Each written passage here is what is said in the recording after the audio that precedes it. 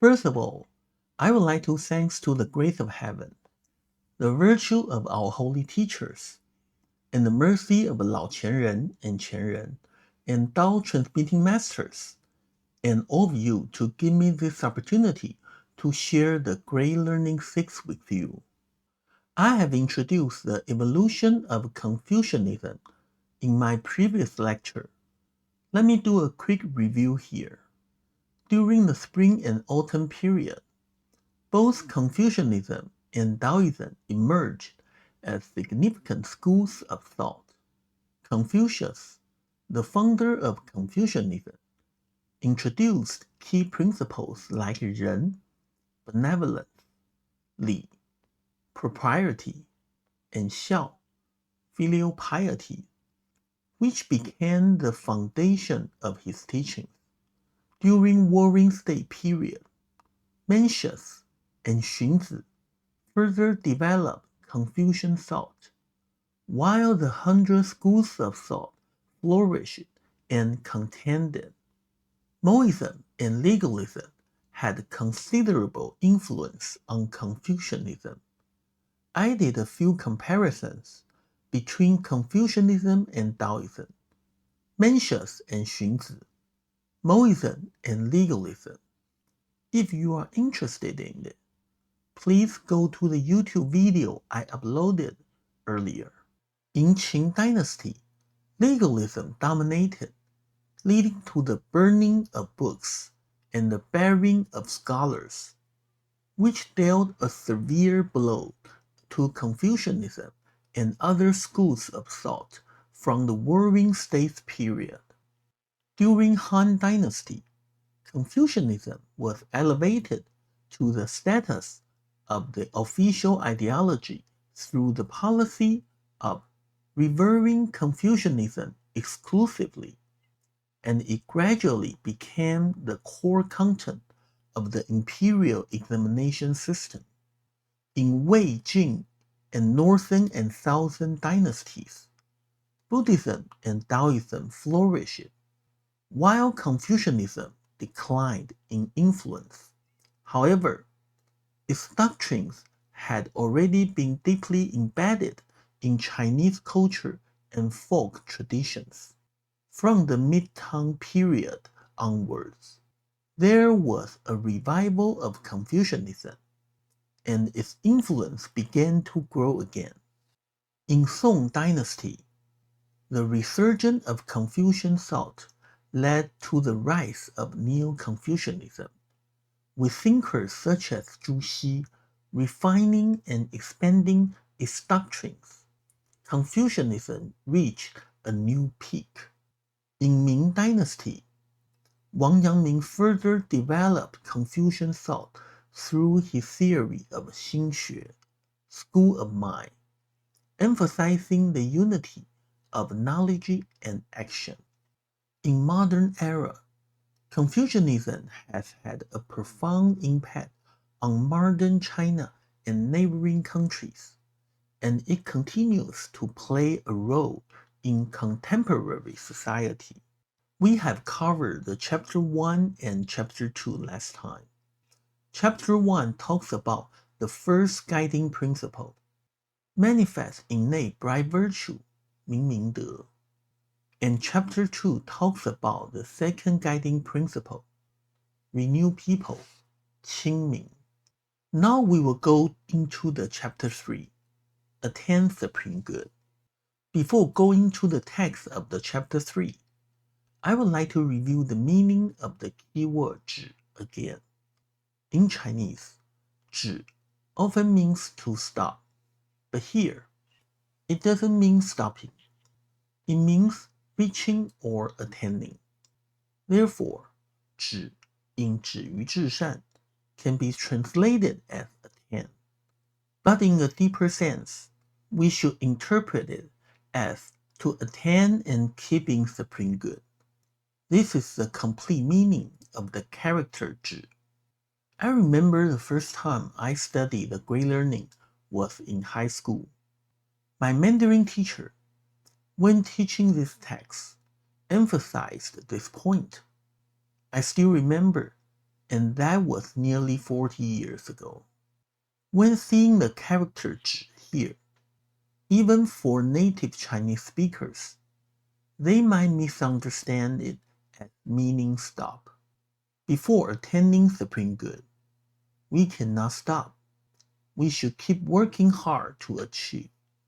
Upon attaining supreme good, we should keep ourselves in supreme good forever. So the phrase means, work hard to attain supreme good, and once you have reached it, stay there. It is not just about reaching the goal, but also about maintaining it. To summarize, attaining supreme good is the goal, and it requires continual cultivation. But even after we attain, accomplish, or achieve the goal, we cannot stop. We must continue to keep and remain in the supreme good. That is the true meaning of "zhi." The Book of Odes says, "The capital and the surrounding land stretching 1,000 miles are where the people aspire to live." This text describes a capital city and its surrounding land, stretching 1,000 miles, where people aspire to live. Why? Because it offers safety, jobs, and opportunity. This is still true today. In the bottom right is the nighttime satellite image of China's coastal area. From this, we can see that people tend to prefer living in large cities. People often move from rural areas to big cities because they believe life will be better there.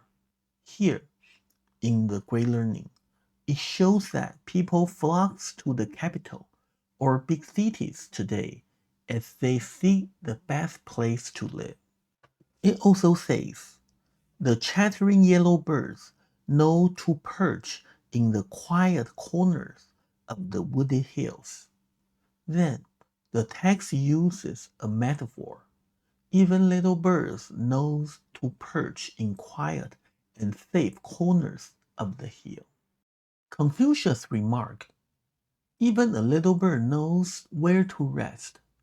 Should a person be inferior to a bird, not knowing where they ought to dwell? If birds know where to dwell, shouldn't people also know where to go? So Confucius merely remarked, should a person be inferior to a bird, unclear about where they ought to live? We should clearly know our true goal, supreme good. Otherwise, our efforts might be wasted. So what is the meaning of this passage? First, Confucius tells us that people naturally seek the best place to live. That's why they move to capitals or cities. But on a deeper level, this is a metaphor for attaining the supreme good. Just as birds know where to rest, humans should know their true destination, the ultimate good in life. If we don't know our goal, all our efforts will be in vain. To summarize, in the Great Learning, a passage from the Book of Odes illustrates a powerful message about human nature and purpose. It begins by describing the capital and its vast surrounding lands as places where people naturally aspire to live. Another verse mentions yellow birds that instinctively find quiet corners of wooded hills to rest. Confucius reflects on this image and poses a thought-provoking question. If even a small bird knows where to perch, shouldn't humans, with their greater wisdom, understand where they ought to dwell? This rhetorical question emphasizes the importance of direction in life. Just as birds seek the right place to settle, human beings, with far greater capacity for reason and reflection, ought to clearly understand their rightful place and purpose. Confucius' message is simple but profound. Without knowing where we are truly meant to be, or where we are striving for, all our efforts and hard work may end up being misdirected or wasted. His remark emphasizes the importance of knowing one's true purpose. Just as birds don't wander aimlessly, people must recognize their ultimate goal, supreme good, and strive toward it. Without this clarity, efforts may be scattered and ineffective. Confucius' analogy reminds us that wisdom lies not just in action, but in directing our lives toward what truly matters. Again, in Confucian teaching, this place is not just physical, it represents our moral destination, the supreme good. Therefore, knowing our true goal is essential. Only by aligning ourselves with it can we live meaningfully, both as individuals and as a society. Now we come to another part of chapter 3, which praises King Wen, Zhou Wenwang. The Book of Odes says, "How profound was the virtue of King Wen! He constantly manifested his bright virtues and reverently abided in the supreme good." King Wen is described as someone who not only attended the supreme good, but stayed rooted in it. So let's briefly introduce King Wen of Zhou. He was a virtuous leader who laid the ground for the Zhou dynasty, which later overthrew the Shang dynasty. He governed by moral virtue, opposing the tyranny of the last king of Shang.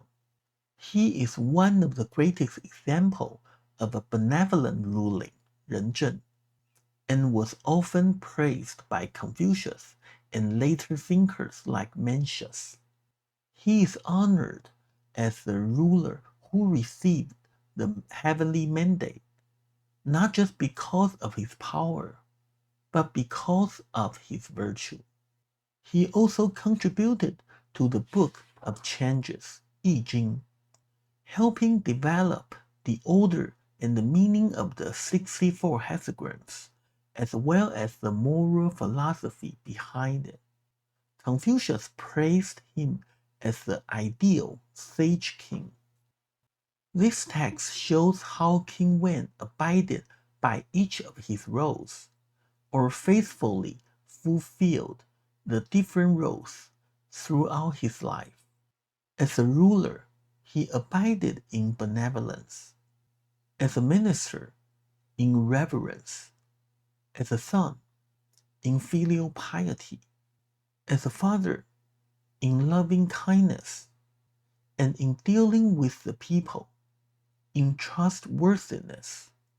These 5 roles represent the core relationships in society, and King Wen of Zhou embodied the proper virtue in each of them. His benevolence as a ruler ensured a just and compassionate government. We can find some of his stories in ancient scriptures. His reverence as a minister showed loyalty and humility in serving King Zhou of Shang.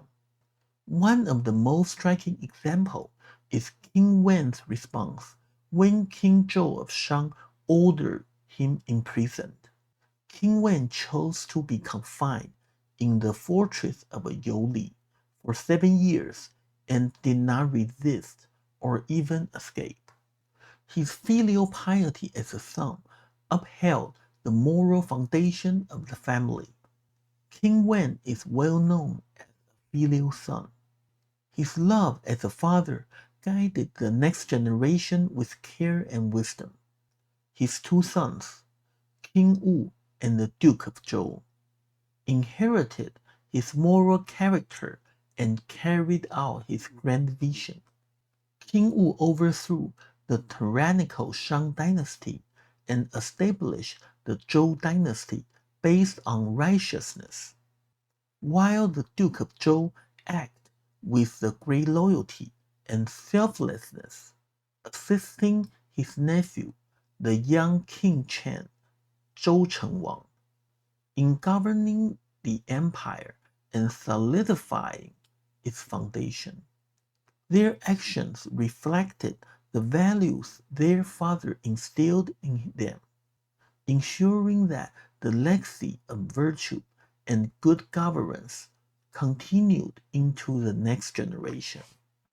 And his trustworthiness in dealing with the people earned their confidence and loyalty. By fulfilling the moral expectations of each role, King Wen set a powerful example of how personal virtue leads to harmony in the family, the state, and the world. The Book of Odes says, "Look at the bend of the Qi River. How lush the green bamboo is there." So, this text describes a beautiful scene in nature. In the next paragraph, we will see how a person of great virtue can be just as beautiful as this scene.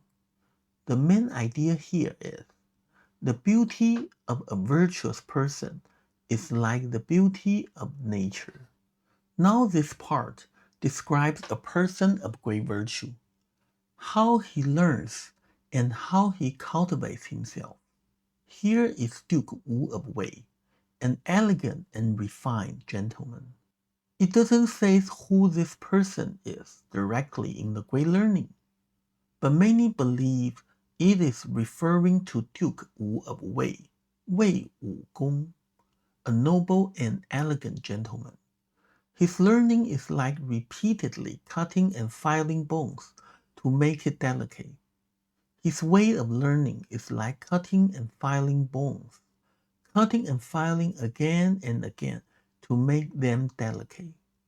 This means he studies deeply, thinks carefully, and keeps reading and reflecting until his learning becomes refined. His cultivation is like repeatedly carving and polishing jade to make it shine. His self-cultivation is like carving and polishing jade, making it shine more and more. In the same way, his virtue grows brighter and more brilliant over time. How careful and steadfast he is. This describes his learning and cultivation. He is careful, focused, and always respectful in his learning. How solemn and dignified he is. This describes his characters. After years of study and self-cultivation, he becomes solemn, dignified, and full of presence. Such a gentleman will never be forgotten. Such a gentleman will never be forgotten by people. Repeatedly cutting and filing describes his attitude toward learning. Repeatedly carving and polishing refers to his effort in self-cultivation.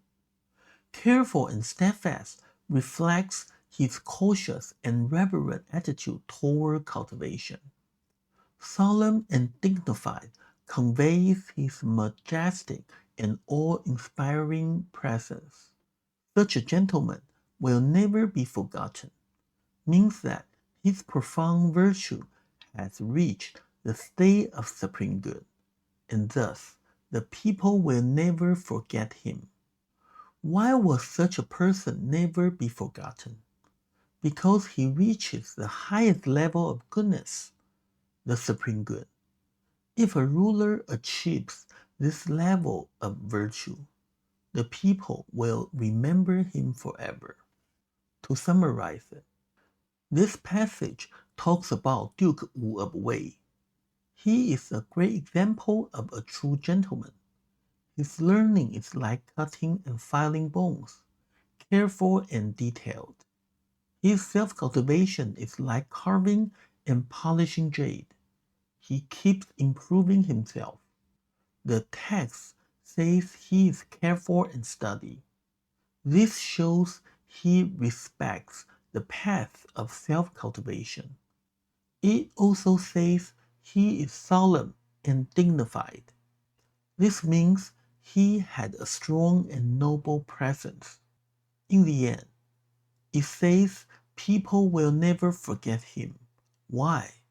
Because his virtue is very deep. He reached the highest moral level. This kind of goodness stays in people's heart. This is the Confucian ideal. Keep learning, keep improving, and become someone others admire and remember. Now it mentions the ancient kings, King Wen and King Wu. These two rulers are remembered even today. The text says, the Book of Oath says, Ah, the ancient kings, King Wen and King Wu, are truly unforgettable.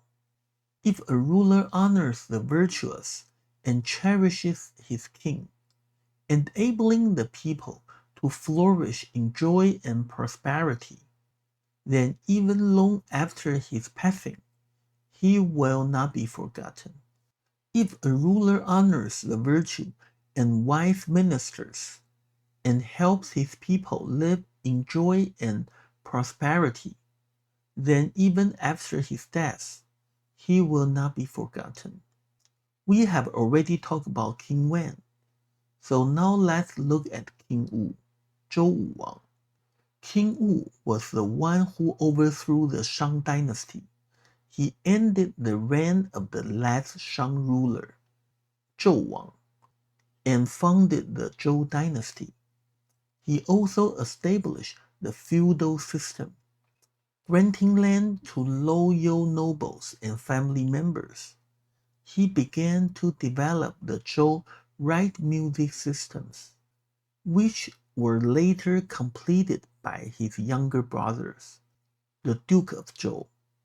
These systems of music and ritual became an important part of Confucian philosophy. King Wu also promoted benevolent governance and respected the mandate of heaven. I would like to share a short story with you. I want to remember your face. In an interview, the radio host asked his guest, a millionaire, what made you most happy in life? The millionaire said, I have gone through 4 stages of happiness in life, and finally I understood the true happiness. The first stage was to accumulate wealth, but at that stage, I did not get the happiness. The second stage was to collect valuable items, but I realized that the effect of this is also temporary and the influence of valuable things don't last long. Then came to the third stage, owning big enterprises like buying a football team, buying a tourist resort, etc. But even here, I did not get the happiness I had imagined. Then came the fourth stage. A friend of mine asked me to buy wheelchairs for disabled. I immediately bought them, but my friend insisted that I accompany him and hand over the wheelchairs to the disabled children. I gave these chairs to the needy children with my own hand. I saw the strange glow of happiness on their faces. I saw them all sitting on chairs, moving around and having fun as if they were at a picnic spot. One of the kids grabbed my legs while I was leaving the place. I gently tried to free my legs, but the child stared at my face. I bent down and asked the child, do you need anything else? The answer of the child not only made me happy, but also changed my life completely. The child said, I want to remember your face so that when I meet you in heaven in the future, I will be able to recognize you and thank you once again. That was the happiest moment in my life. True happiness doesn't come from wealth, luxury, or status. It comes from giving with love and making a difference in someone's life. In this story, a millionaire shares that he went through 4 stages in search of happiness: accumulating wealth, collecting valuable things, owning big business, but none of them gave him lasting joy. It was only in the final stage, when he gave wheelchairs to disabled children, that he experienced something deeper. Seeing the children light up with joy, freely moving around for the first time, touched his heart. But the moment that truly changed him was when the child clung to him and said, I want to remember your face so that I can recognize you in heaven and thank you again. This simple, sincere sentence revealed the profound impact of selfless giving. The child's word carried more meaning than all the riches he had ever earned. It reminded him that real joy comes from the hearts we touch and the love we share. This story teaches us happiness grows not from what we get, but from what we give. When we give from the heart, we create memories that outlive us, and sometimes those we help will carry our kindness into eternity. Now let me go through all the texts of the chapter 3 again. The first part says that, can a man be inferior to a bird? The book of Oath says, the capital and the surrounding land, stretching 1,000 miles, are where the people aspire to live. It also says, the chattering yellow birds know to perch in the quiet corners of a wooded hill. Confucius remarked, even a little bird knows where to rest. Should a person be inferior to a bird, not knowing where they ought to dwell? The second part of the chapter 3 talks about the virtue of King Wen of Zhou. The book of Oath says, how profound the virtue of King Wen. He constantly manifested his bright virtue and reverently abided in the supreme good. As a ruler, he abided in benevolence. As a minister, in reverence. As a son, in filial piety. As a father, in loving kindness. And in dealing with the people, in trustworthiness. The third part introduces how elegant and refined gentleman study and cultivate himself. The book of Oath says, look at the bend of the Qi River. How lush the green bamboo is there. Here is the Duke Wu of Wei, an elegant and refined gentleman. His learning is like repeatedly cutting and filing bones to make it delicate. His cultivation is like repeatedly carving and polishing jade to make it shine. How careful and steadfast he is. How solemn and dignified he is. Such a gentleman will never be forgotten. Repeatedly cutting and filing describes his attitude toward learning. Repeatedly carving and polishing refers to his effort in self-cultivation. Careful and steadfast reflects his cautious and reverent attitude toward cultivation. Solemn and dignified conveys his majestic and awe-inspiring presence. Such a gentleman will never be forgotten means that his profound virtue had reached the state of supreme good, and thus the people will never forget him. The last part of the chapter 3 is the summary of the whole chapter. The book of old says, the ancient kings, King Wen and King Wu, are truly unforgettable. If a ruler honors the virtuous and cherishes his king, enabling the people to flourish in joy and prosperity, then even long after his passing, he will not be forgotten. This is the structure of the Great Learning. The first part is the classic text, which consists of the 5 main topics. We have already covered all of them. After the classic text, there are 10 chapters. The first 3 chapters explain the first topic of the classic text, the 3 guiding principles, and 1 principle covered in each chapter. We have just completed chapter 3. Chapter 4 discusses the root and its branches, which corresponds to the third topic of the classic text, while chapter 5 to 10 explore the 8 steps of learning in details. Before moving on to the chapter 4, I would like to summarize the 3 guiding principles. On the top, this is Zhu Xi's version of the Great Learning, the blue one. The way of great learning lies in manifesting innate virtue, renewing people, and attaining supreme good. This is Zhu Xi's version, and these 3 guiding principles aim to guide people to attain supreme good. The bottom one is from the holy interpretation of the Great Learning, the green one. The way of great learning lies in manifesting innate virtue, cherishing family and renewing people, and attain and keep in supreme good. 2 additional terms are added, cherishing family and keeping in.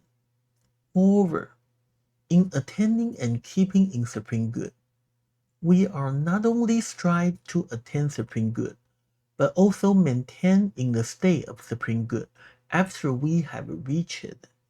This is the essence of the 3 guiding principles. Next, I will briefly review the first 3 sentences of the opening passage of the Doctrine of the Mean for everyone here. The first sentence is, what heaven confers to us is called nature. This means that our human nature is bestowed by heaven and is innate. The second sentence is, in accordance with the nature is called Tao. This means that to act in accordance with our own nature is to align with Tao. The third sentence is, cultivating Tao is called education.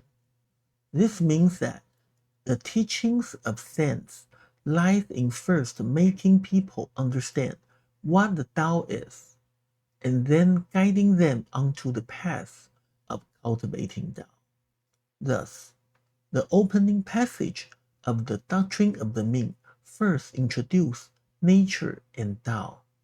It targets to help people learn Tao, understand what true nature and the Tao are, and then cultivate it. The ultimate goal is for people to rediscover and restore their true nature, which is the meaning of the first sentence in the Doctrine of the Mean. What heaven confers is called nature. Next, let's make a comparison among the 3 guiding principles of the Great Learning, the Doctrine of the Mean, Buddhism, and the teachings of our Tao community. The bright virtue mentioned at the beginning of the Great Learning corresponds to the true nature in the Doctrine of the Mean, as the source of bright virtue is our true nature.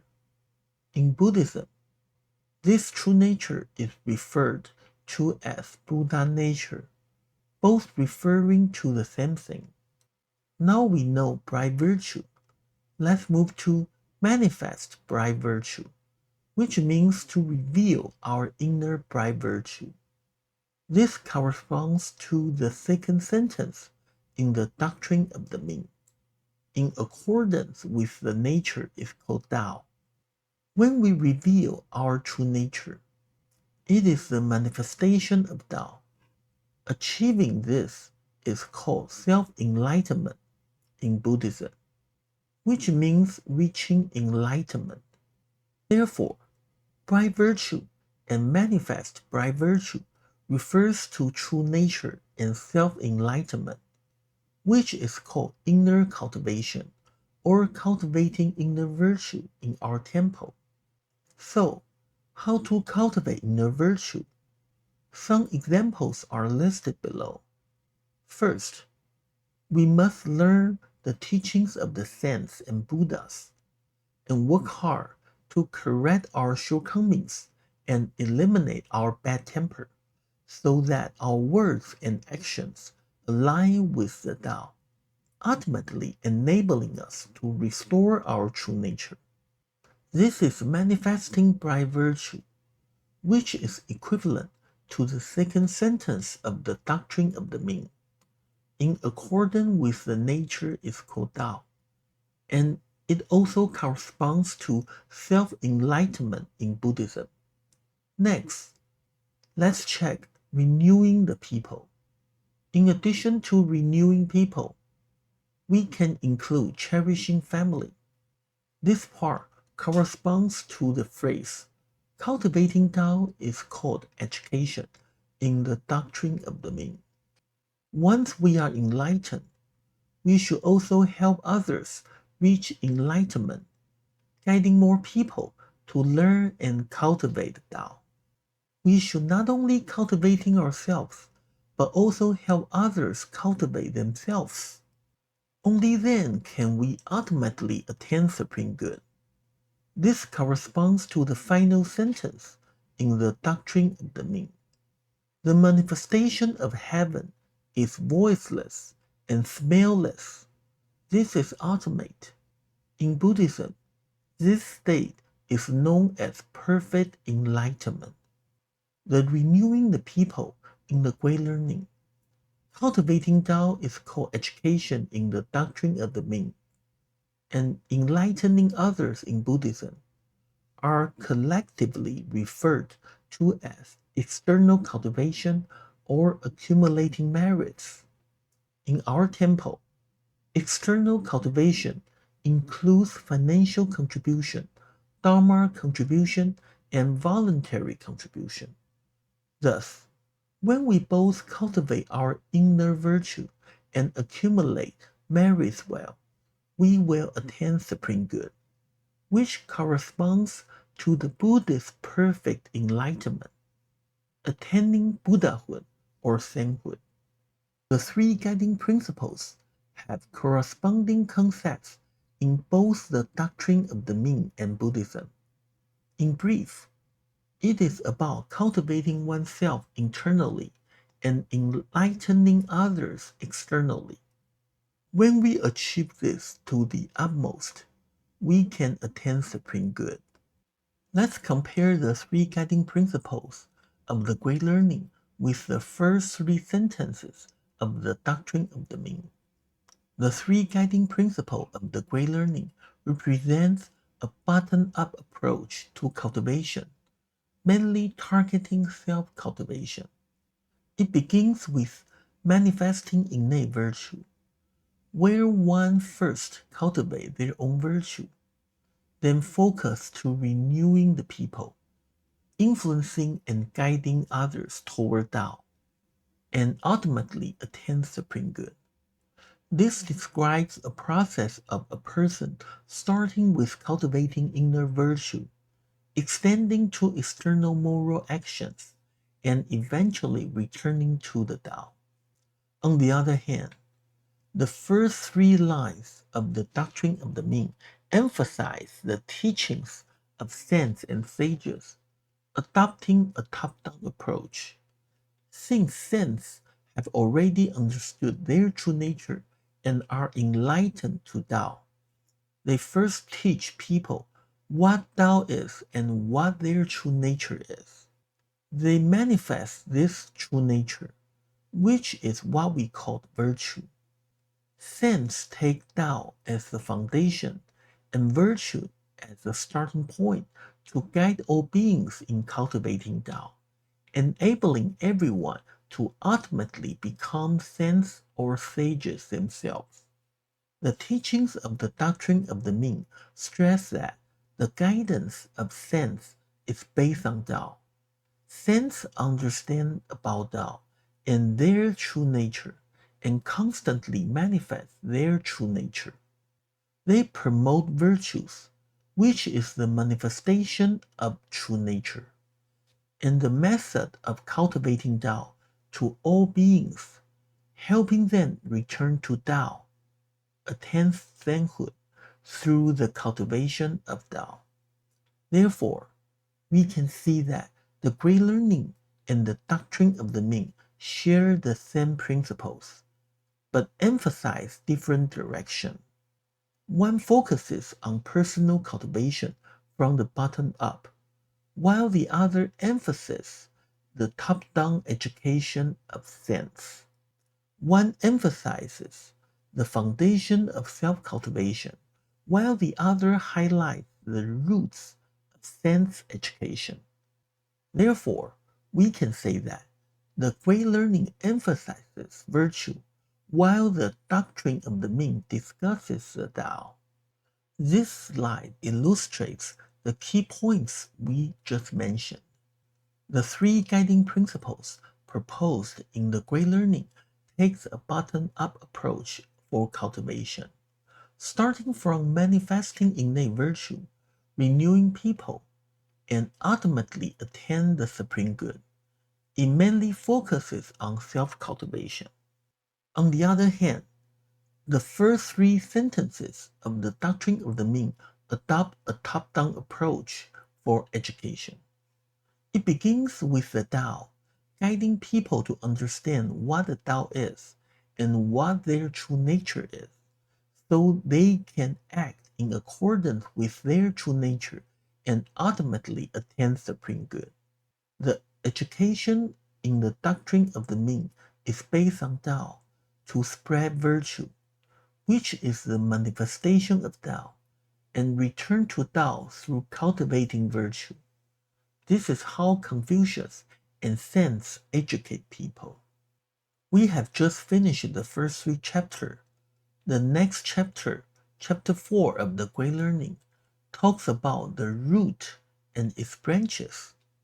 Before going to the text of the chapter, I would like to quickly review the idea of the root and its branches here. It highlights the order and importance of things. Everything has its root and branches. Root and branches, in original text in Chinese, it is called "本" and "mo." The first character "本" carries meaning such as root, origin, source, basis, or foundation.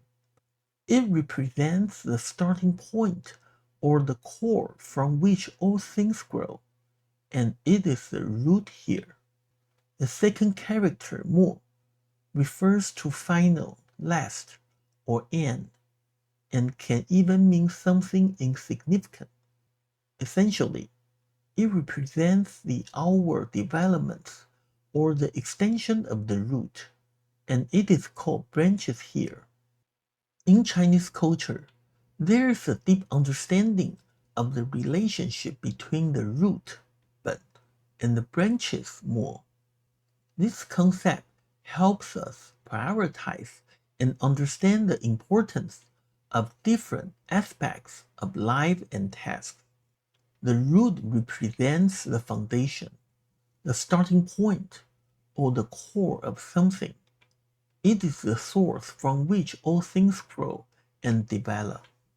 In many ways, it is the most important part because without a strong root, the branches, the outward developments or extensions, will wither and die. On the other hand, The branches refer to the less essential, secondary aspects of something. They are the outgrowths, the extension of the root. While they are important, they are not as crucial as the root itself. Sometimes the branches can even represent trivial or insignificant things, and they are optional. Now, let's apply this concept to our life. When we face multiple tasks or goals, it is important to identify what is the root and what are the branches. What is the most important things that needs to be done first? And what are the less important things that can be done later or even left undone? For example, let's consider the first two guiding principles, manifesting virtue and renewing people. Both are important, but which one is the root and which one is the branch? Manifesting our innate virtue or cultivating our inner virtue should be the foundation of our lives and cultivation. It is the root from which all good actions and relationships grow.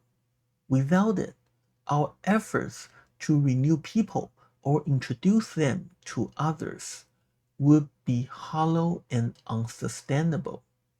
Renewing people, although very important, is a branch compared to manifesting virtue. It is an outward expression of our inner cultivation. But if it cannot truly exist without a strong foundation, however, this doesn't mean that we should focus solely on manifesting virtue and neglect renewing people. Both are necessary in our Tao cultivation. We need to cultivate our inner virtue and at the same time share our goodness with others and help them grow. In conclusion, understanding the concept of root and branches helps us prioritize and focus on what the most important in life. It guides us to cultivate our inner virtue first and then share our goodness with others. By doing so, we can lead a more meaningful and fulfilling life. That's all of the chapter 4. Confucius said, in hearing legal cases, I'm just like anyone else. But what truly matters is preventing them from happening. Those without true grounds dare not speak freely.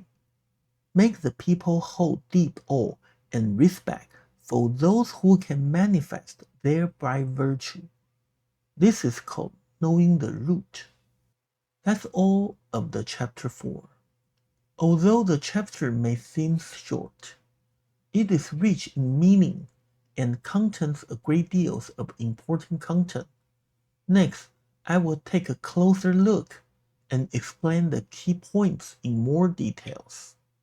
The first thing Confucius says in this chapter is, in hearing legal cases, I'm just like anyone else.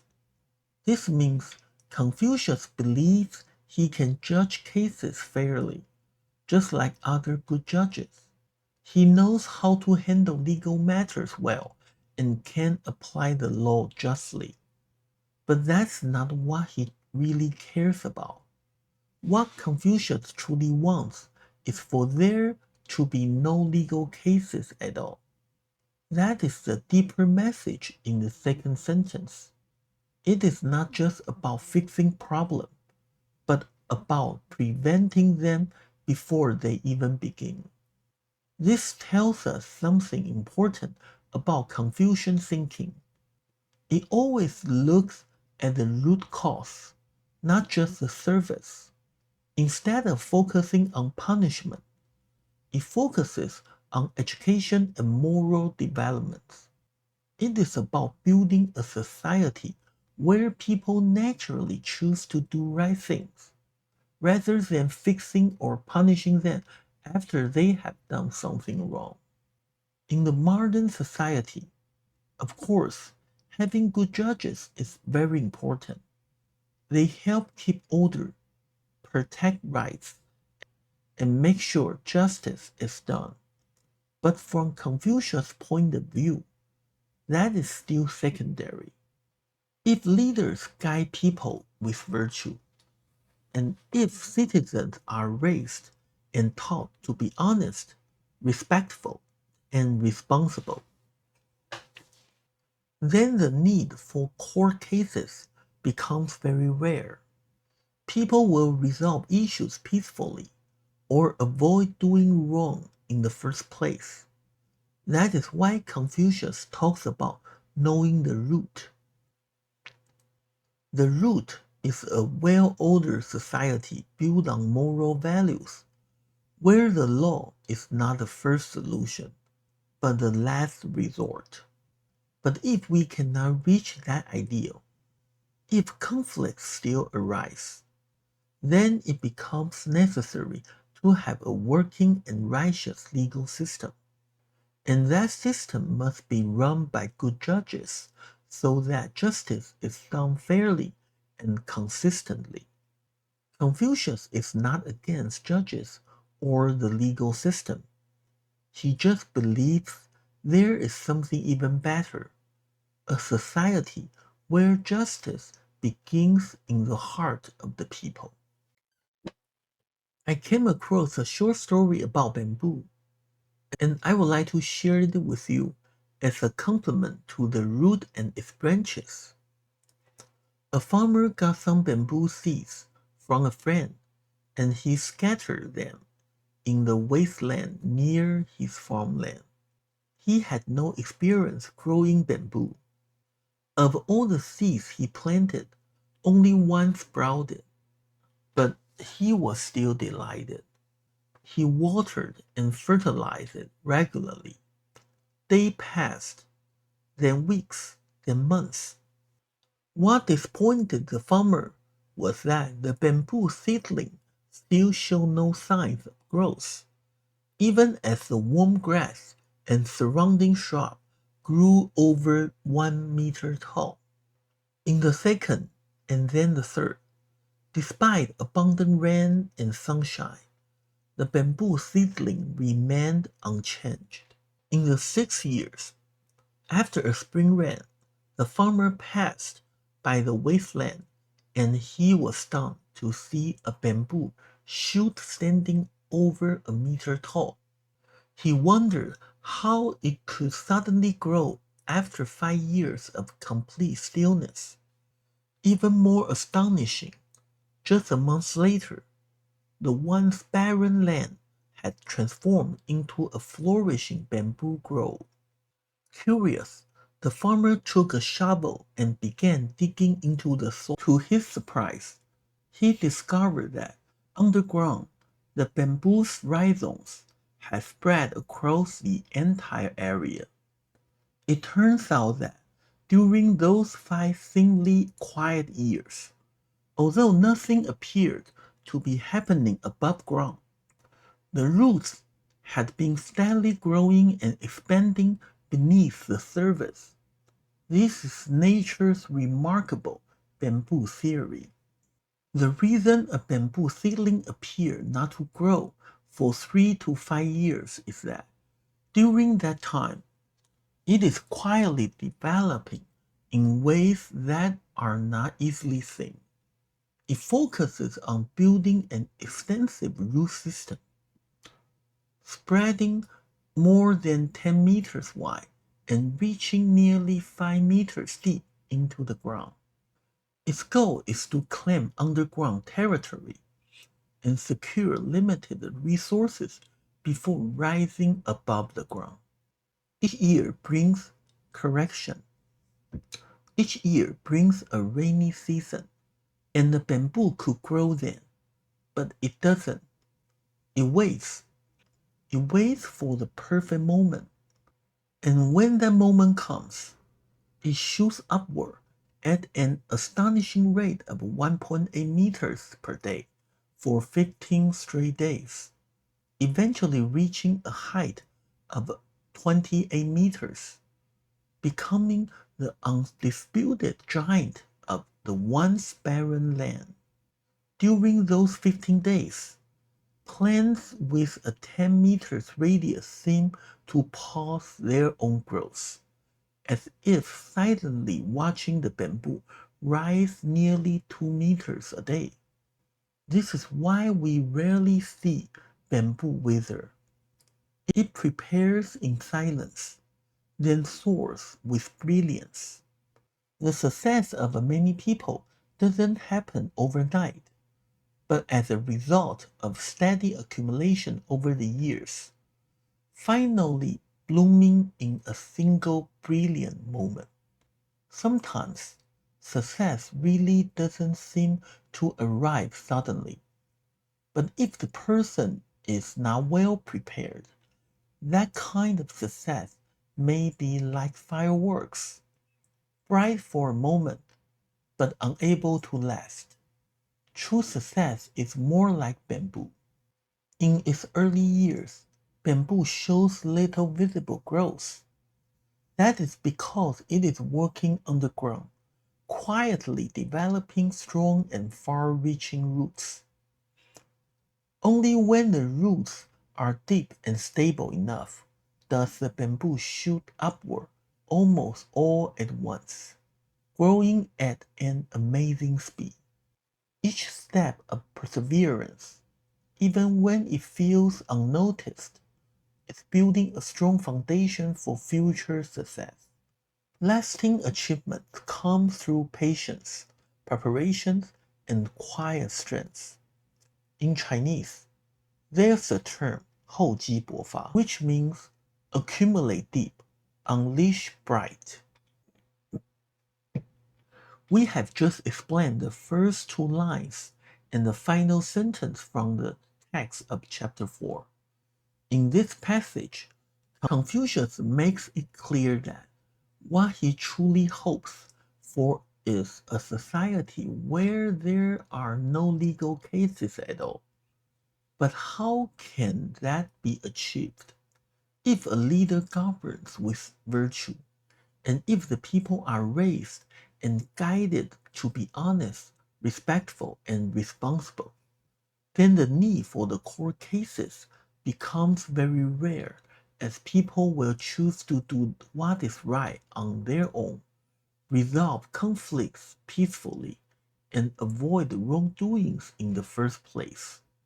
In addition to this, if a ruler can fully manifest their own bright virtue, the people will naturally feel a sense of deep respect and even reverence toward them. In such a situation, those who lack solid reasoning or moral standing would not dare to speak freely or stir up trouble.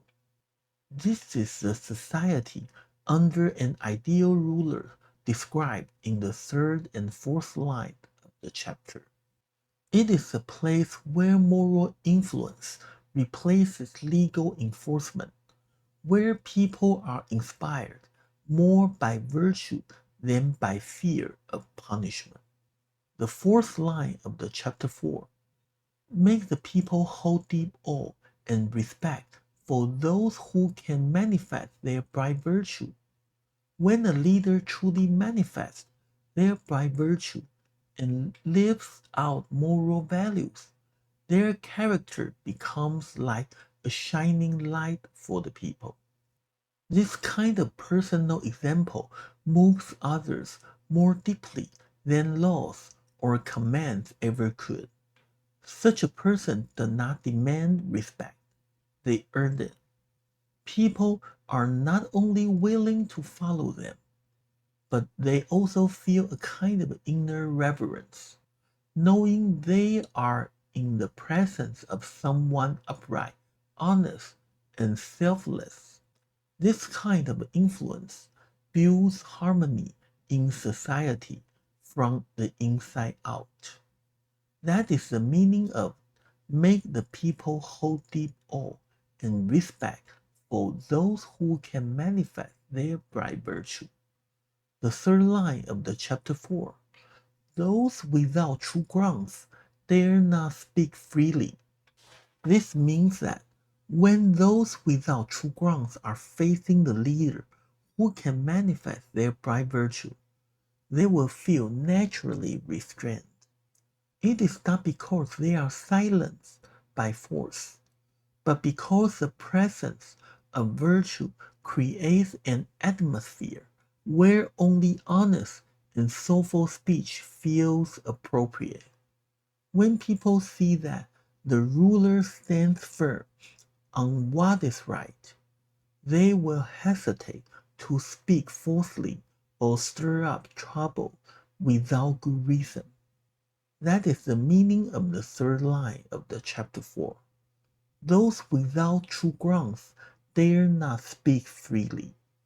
I have another good article, The Principle of Becoming a Great Tree, discussing the key reasons why a tree can grow into a truly great tree, and I would like to share with you. The principles are not limited to trees alone. In fact, they offer valuable lessons that can be applied to our own lives as human beings. Everyone wants to become a successful person.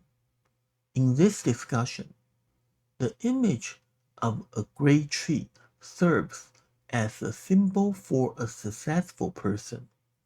One of the key points mentioned is the importance of roots, and we can clearly see how essential roots are for a tree to grow into a great one. These principles also connect beautifully with what we are learning in the Great Learning class, which is why I chose to include them. Let's move to the principles of becoming a great tree. The first principle, time. Growth takes years. No tree becomes towering the moment it is planted. It takes years of steady growth, with time etching each ring into its trunk, one layer at a time. Success, too, requires patience. Just as a tree cannot rush its growth, we cannot rush the journey of personal development. Give yourself time, because time is not just passing moments, but the accumulation and deepening of experience, understanding, and character. This idea reflects an important teaching in the Great Learning. Before one can govern others or achieve great accomplishments, one must first cultivate oneself. The text emphasizes a step-by-step process, just as shown in the 8 steps of learning, starting with self-cultivation and properly regulating the family, then bringing order to the state, and ultimately achieving peace in the world. This step-by-step journey is just like the growth of a tree, rooted in patience, nourished oneself by learning, and cultivated by virtue. The second principle, stability, stay rooted. No great tree is moved from place to place, planted here one year, then uprooted and relocated the next. To grow tall and strong, a tree must remain steady, standing firm through years of wind and frost, rain and snow. It is precisely by enduring these repeated challenges that a tree develops strength and becomes great. In the same way, if you wish to succeed in life, you must stay rooted in your purpose. No matter how fierce the storm may be, remain steadfast. Do not let difficulties, distractions, or temporary setbacks shake your foundation. This principle reflects the teachings in the Great Learning about the importance of the settledness. The text says that Only after being settled can one be tranquil. Only after being tranquil can one be content. Only after being content can one be deliberate. And only after being deliberate can one achieve the goal and be successful. In the other words, stability is not just about standing still.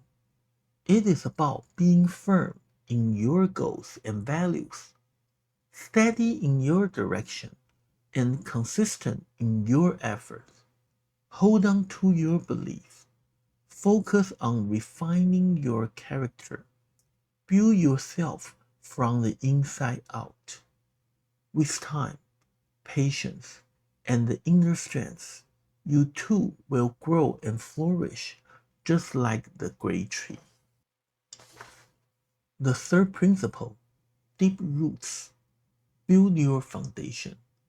A great tree has countless roots, thick and thin, large and small, stretching deep into the earth, quietly and steadily drawing the nutrients it needs to grow. Without these roots, the tree cannot stand tall. The higher it grows, the deeper its roots must reach to support its weight and survive the storms. In the same way, true success in life is not built on surface level efforts. It is built on a deep foundation of continuous learning, thoughtful reflection, and steady self cultivation. Just as roots are mostly unseen yet essential, the quiet effort we put into improving our thoughts, habits, and character is what helps us succeed in the long run. This idea connects directly to the Great Learning, where the foundation of all progress begins with self cultivation. The text teaches that to bring peace to the world, one must first cultivate the self, then bring harmonies to the family, then the state, and finally bring peace to the whole world. But none of this is possible without the first strengthening the roots of one's own character. So do not rush to grow outward before you have grown inward. Read good books, reflect on your actions, learn from your mistakes, strengthen your values. The deeper your roots, the more prepared you will be to rise when the time comes. And just like the great tree, you are stand strong, unshaken by the winds of life. The deeper your foundation, the stronger and more enduring your achievements will be. The fourth principle, upward growth. Keep reaching higher. No great tree grows only outward. It must first grow upward. It forms a strong and steady trunk before stretching out its branches, always reaching higher toward the sky. Even as it spreads wide, it continues to rise. In the same way, to succeed in life, you must keep aiming higher. Do not satisfy with what you already know or what you already achieved. Keep learning, keep improving, keep setting goals that lift you beyond your comfort zone. Only by growing upward can you make room for even greater growth outward. This idea is also seen in the Great Learning. The text teaches that personal growth starts with self-cultivation, but it does not stop there. As you cultivate yourself, you gradually expand your influence, first to your family, then to society, and eventually to the world. This is the natural upward and outward path of moral and personal growth. Just like the tree grows taller before it spreads wide, a person must rise in character, wisdom, and vision before they can truly lead others or make greater impact. So do not just grow outward, reach upward. Strengthen your values, expand your thinking, lift your goals, and in doing so, you will open up more space for growth, not only for yourself, but also for the people and the world around you. The fifth principle, sunshine. Seek the light and reaching for the sun. No great tree grows in the shadow or hides from the light. Sunlight is the source of its strength, its hope, and its life. If a tree wants to grow taller, it must reach upward toward more sunlight. In the same way, we must have a clear and worthy goal, something bright and moral to guide our lives. Without direction, we stay in the shadows. But when we aim high and move toward something meaningful, we begin to grow. Reaching for that goal takes effort, patience, and faith. Just as a tree cannot grow tall in a single day, your dreams will not come true overnight. But with steady growth, they become reality. This reflects an important teaching from the Great Learning, which begins with the idea of manifesting one's innate bright virtue. Confucius teaches that each of us carries an inner light, which is our true nature, our conscience, and they should not be ignored or hidden. This light is the foundation of our character and the source of our ability to choose what is right. At the same time, we can also look to the light of the sages and saints, their wisdom, their teachings, and their example as a guiding beacon on the path of life. Their light does not overpower ours, but helps us awaken and strengthen our own. In practical terms, this means setting goals that are not only personal or selfish, but also align with truth and goodness. Let your conscience and true nature guide you. Let the teachings of the wise inspire you. Just as a tree grows taller by reaching for the sun, you too will grow stronger and fuller by reaching for the light, both the light within and the light above. Let your life be lifted by something greater. Let your inner light shine, and let the light of the saints and sages guide your path. As your light grows stronger, you will also be able to light the way for others. And with every step, you will grow into the person you were meant to be. There's a saying, where there's a will, there's a way. This simple saying reminds us that determination or willpower opens the door to possibility. But as we have seen through the five principles of becoming a great tree, willpower alone is not enough. Growth requires time, willpower, foundation, direction, and light.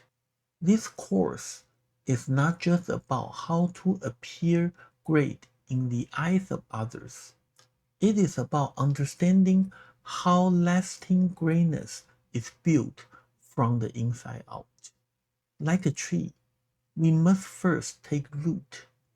through self-cultivation, steadfast value, deep learning, upward growth, and a clear sense of goal. Each of these principles reflects teaching from the Great Learning, which guides us, begins with ourselves, cultivate virtue, and gradually extend our influence outwards to our families, to society, and eventually to the world. It is a path of a quiet preparation, steady perseverance, and moral clarity, just like the great tree that endures wind and frost while reaching for the sun. True success is not rushed, it is grown. In this way, we learn not only from the words of Confucius and the sages, but also from the natural world around us. Nature silently reveals its wisdom to those who take time to observe and reflect. And in doing so, it reminds us that greatness is not something we chase. It is something we grow into step by step with patience and clear goal. With this short article inspire you to deepen your roots, lift your mind toward the light, and walk forward with courage and clarity. Let me read the text of the chapter 4, the root and its branches again. Confucius said, in hearing legal cases, I'm just like anyone else. But what truly matters is preventing them from happening. Those without true grounds dare not speak freely. Make the people hold deep awe and respect for those who can manifest their bright virtue. This is called knowing the root. I will end my speech here. For any mistake I made, I apologize to God and Buddha, and your suggestions are welcome. Thank you very much. Thank you. Test.